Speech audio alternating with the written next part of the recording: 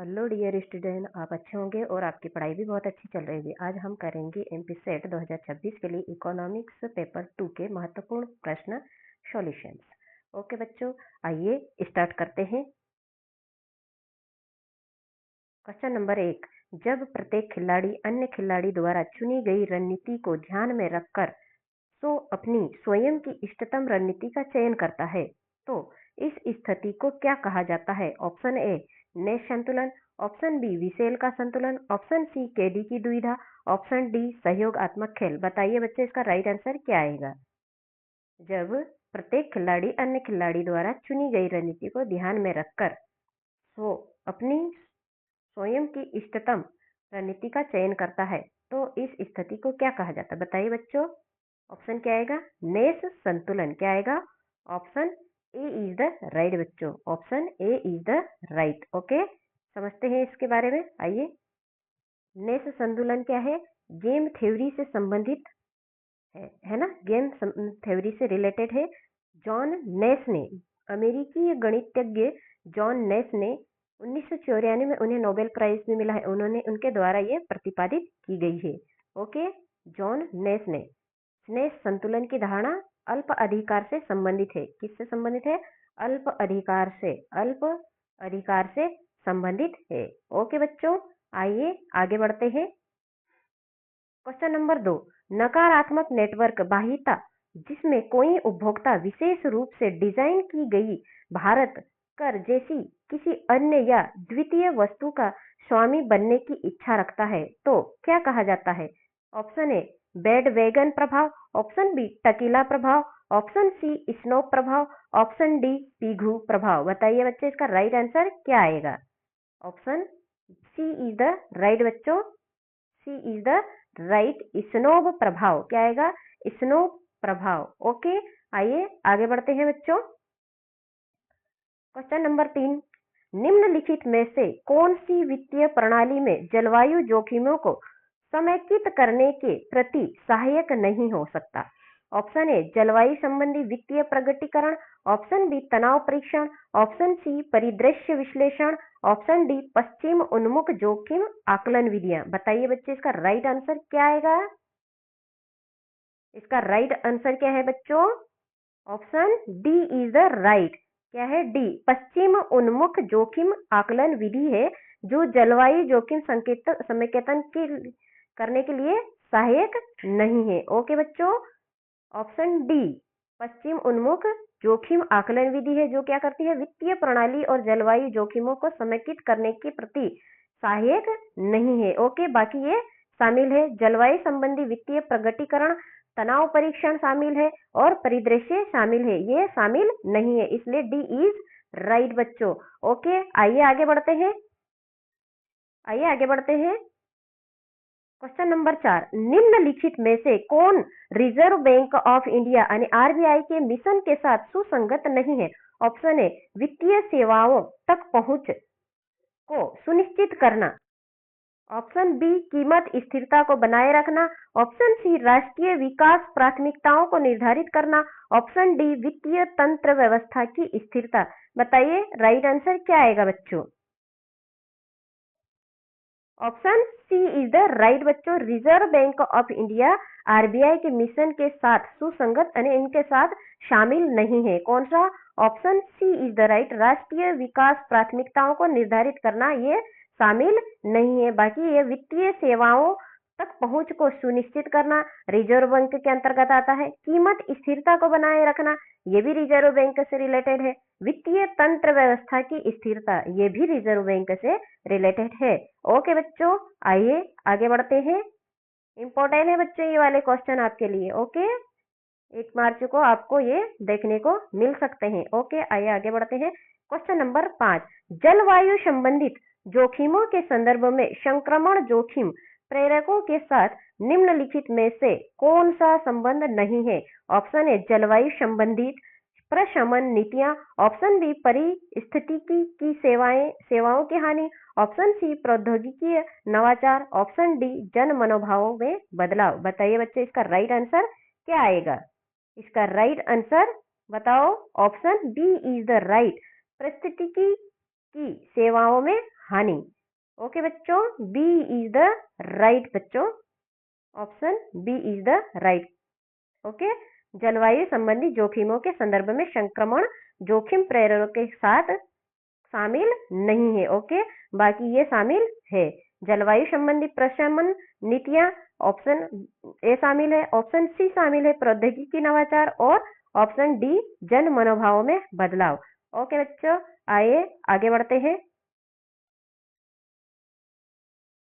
Question number 6, समान अपेक्षित मूल्य वाली जोखिम आय की तुलना में किसी निश्चित आय को भी वरीयता देने वाली स्थिति को इस रूप में जाना जाता है। ऑप्शन ए जोखिम निरपेक्ष, ऑप्शन बी जोखिम इच्छुक, ऑप्शन सी जोखिम अनिच्छुक, ऑप्शन डी जोखिम प्रीमियम। बताइए, समान अपेक्षित मूल्य वाली जोखिम आय की तुलना में किसी निश्चित आय को भी वरीयता प्रदान देने वाली स्थिति को किस रूप में जानते हैं? जोखिम अनिच्छुक। Option C is the right बच्चों। ओके, आइए आगे बढ़ते हैं। क्वेश्चन नंबर 7, निम्नलिखित में से कौन सा एक M1 का घटक नहीं है? ऑप्शन ए मुद्रा मीन्स करेंसी, ऑप्शन बी यात्री चेक, ऑप्शन सी वाणिज्यिक पेपर या कागज, ऑप्शन डी मांग जमाए। बताइए बच्चे, इसका राइट आंसर क्या आएगा? Option C is the right, वाणिज्यिक पेपर मीन्स कागज। Okay, C is the right answer है बच्चों। ओके, आइए आगे बढ़ते हैं।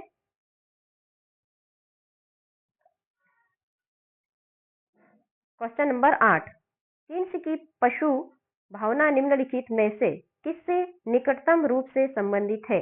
ऑप्शन ए अतीतकालीन निवेश, ऑप्शन बी वर्तमान निवेश, ऑप्शन सी समग्र आय, ऑप्शन डी समग्र व्यय। बताइए बच्चों, किन्स की पशु भावना निकटतम रूप से संबंधित है वर्तमान निवेश से? Option B is the right बच्चों, ऑप्शन बी सही है। ओके, किन्स की पशु भावना एनिमल्स। ओके, आइए आगे बढ़ते हैं।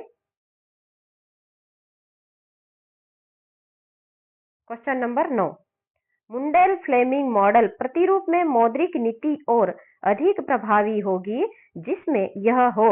ऑप्शन ए पूंजी की पूर्ण गतिशीलता और लोचदार विनिमय दर, ऑप्शन बी पूंजी की पूर्ण गतिशीलता और स्थिर विनिमय दर, ऑप्शन सी पूंजी की अपूर्ण गतिशीलता और लोचदार विनिमय दर, ऑप्शन डी पूंजी के अपूर्ण गतिशीलता और स्थिर विनिमय दर। बताइए बच्चों, इसका राइट आंसर क्या आएगा? Option A is the right बच्चों, पूंजी की पूर्ण गतिशीलता और लोचदार विनिमय दर। मुंडेल फ्लेमिंग मॉडल प्रतिरूप में मौद्रिक नीति और अधिक प्रभावी होगी जिसमें यह हो पूंजी की पूर्ण गतिशीलता और लोचदार विनिमय हो। तो ओके, आइए आगे बढ़ते हैं। क्वेश्चन नंबर 10, यदि उपभोग फलन मूल से गुजरता है और एपीसी बराबर एमपीसी तब यह आवश्यक होगा। ऑप्शन ए बिना किसी अंतरोध के रेखिक, ऑप्शन बी बिना किसी अंतरोध के गैर रेखिक, ऑप्शन सी आई अक्षर धुरी पर ऋणात्मक अंतरोध के साथ रेखिक, ऑप्शन डी उपभोग अक्षय धुरी धनात्मक अंतरोध के साथ रेखिक। बताइए बच्चे, इसका राइट आंसर क्या आएगा? Option A is the right, बिना किसी अंतरोध के रेखिक। ओके बच्चों, option A is the right बच्चों। आइए आगे बढ़ते हैं। क्वेश्चन नंबर 11, लॉजिट मॉडल प्रतिरूप में यदि संगोपनुपात 1 से 0 है तब लॉजिट हो जाता है। ऑप्शन ए ऋणात्मक, ऑप्शन बी 0 के बराबर, ऑप्शन सी धनात्मक, ऑप्शन बी भिन्न। बताइए बच्चे, इसका राइट आंसर क्या आएगा? Option A is the right बच्चों, option A is the right, ऋणात्मक हो जाती है। ओके, आइए आगे बढ़ते हैं। ये क्वेश्चन बहुत ही इंपॉर्टेंट है बच्चों आपके एग्जाम के लिए। ओके, क्वेश्चन नंबर 12, भारत के 14वें वित्त आयोग के अध्यक्ष कौन है?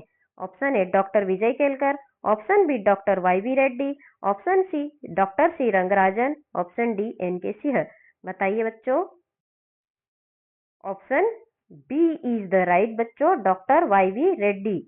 मोस्ट इम्पोर्टेंट क्वेश्चन है बच्चों, आपको MP सेट में इस टाइप के क्वेश्चन देखने को मिलेंगे। वर्तमान याद करना है, अरविंद पनगड़िया। कौन है? अरविंद पनगड़िया है। ओके बच्चों, और फर्स्ट भी याद करना है, और बीच के भी पूरे वित्त आयोग के पूरे 16 की 16 याद रख लेना। ओके, आइए आगे बढ़ते हैं बच्चों। क्वेश्चन नंबर 13, ग्रामीण भूमिहीन रोजगार गारंटी कार्यक्रम कब शुरू किया गया था? ऑप्शन ए 15 अगस्त 1947, ऑप्शन बी 15 अगस्त 1950, ऑप्शन सी 15 अगस्त 1983, ऑप्शन सी 15 अगस्त 2000। बताइए बच्चे, इसका राइट आंसर क्या आएगा? इसका राइट आंसर आएगा बच्चों ऑप्शन सी आएगा, है ना। ये बी, सी और ये डी है बच्चों। C is the right. 15 अगस्त 1993 को ग्रामीण भूमिहीन रोजगार गारंटी कार्यक्रम शुरू किया गया था। ओके बच्चों, आइए आगे बढ़ते हैं अगले क्वेश्चन पे। क्वेश्चन नंबर 14, जमींदारी प्रथा की शुरुआत किसने की थी? Option A Thomas Munro, option B lord Cornwallis, option C H Venkat Subbaiah, option D G मिडल। बताइए बच्चे, इसका राइट आंसर क्या आएगा? Option B is the right बच्चों, लॉर्ड कॉर्नवालिस आएगा। Okay, lord Cornwallis. जमींदारी प्रथा मोस्ट इंपोर्टेंट क्वेश्चन है बच्चों, आपको एग्जाम में 1 मार्च के इसी टाइप के क्वेश्चन देखने को मिल सकते हैं बच्चों। आइए आगे बढ़ते हैं। ये कब से स्टार्ट हुई थी? 1793 से हुई थी। कब से? 1793 से स्टार्ट हुई थी बच्चों। 1793 से जमींदारी प्रथा स्टार्ट हुई थी। ओके, आइए आगे बढ़ते हैं। क्वेश्चन नंबर 15, गैर विपणित पर्यावरण संसाधनों के मामले में निम्नलिखित में से कौन सा विकल्प सही है? ऑप्शन ए उपभोग में गैर अपवर्जनीय और गैर प्रतिस्पर्धी, ऑप्शन बी उपभोग में अपवर्जनीय लेकिन प्रतिस्पर्धी नहीं है, ऑप्शन सी उपभोग में अपवर्जनीय और प्रतिस्पर्धी, ऑप्शन डी उपभोग में गैर अपवर्जनीय लेकिन प्रतिस्पर्धी। बताइए बच्चों, राइट आंसर क्या आएगा? Option D is the right बच्चों, option D is the right. उपभोग में गैर अपवर्जनीय लेकिन प्रतिस्पर्धी है। ओके, आइए बच्चों, पर्यावरण से रिलेटेड 100% आपको 1 या 2 क्वेश्चन 1 मार्च को देखने को मिल सकते हैं बच्चों। ओके, आइए आगे बढ़ते हैं। क्वेश्चन नंबर 16, निम्नलिखित में से कौन सा इन्फ्लेशन फॉर गेटिंग अप्रोच का पूर्व अनुमान या निष्कर्ष नहीं है? बताइए बच्चों।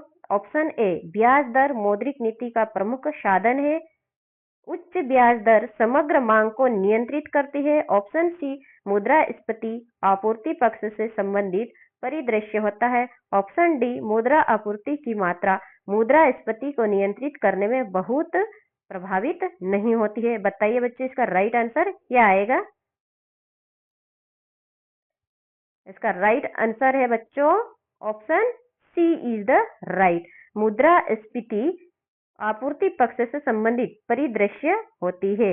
ओके बच्चों, option C is the right. बच्चों, आपको इस टाइप के क्वेश्चन 1 मार्च को 100% देखने को मिल सकते हैं। अच्छे से तैयारी करिए, और मेरे साथ ये जो भी MCQ करवा रही हूँ वो आपके लिए बहुत ही इम्पोर्टेंट है बच्चों। Okay, thank you for watching my video. अगर आपको ये क्वेश्चंस अच्छे लगे हैं तो लाइक करिए, शेयर करिए and subscribe my channel. Okay, और मेरा vision GK with economic Telegram channel है बच्चों, उस पर जुड़िए। थैंक यू, धन्यवाद।